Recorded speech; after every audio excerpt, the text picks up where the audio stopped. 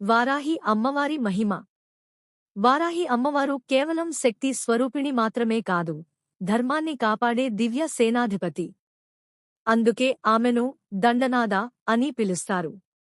అధర్మం పెరిగినప్పుడు, దుష్టశక్తులు భక్తులను ఇబ్బంది పెట్టినప్పుడు వారాహి అమ్మవారు తన దివ్య శక్తితో వాటిని అణచివేస్తారని శాక్త సంప్రదాయం చెబుతుంది. వరాహి అమ్మవారి ముఖం వరాహ రూపంలో ఉండడానికి ఒక లోతైన అర్థం ఉంది.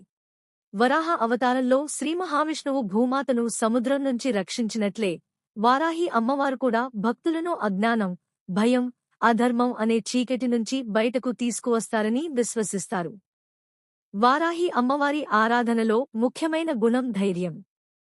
భయపడే మనసుకు స్థిరత్వం, నిర్ణయం తీసుకునే శక్తి, జీవితంలో ఎదురయ్యే కష్టాలను ఎదుర్కొనే ఆత్మవిశ్వాసం ప్రసాదిస్తారని భక్తులు నమ్ముతారు.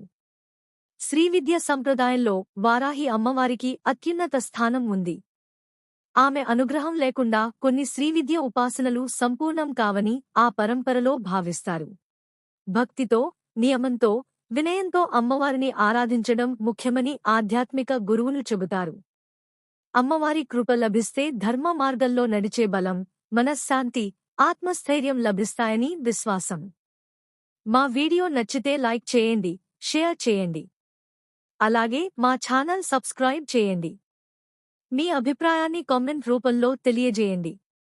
ఇలాంటి మరిన్ని ఆసక్తికరమైన తెలుగు వీడియోల కోసం మా ఛానల్ను ఫాలో అవుతూ ఉండండి.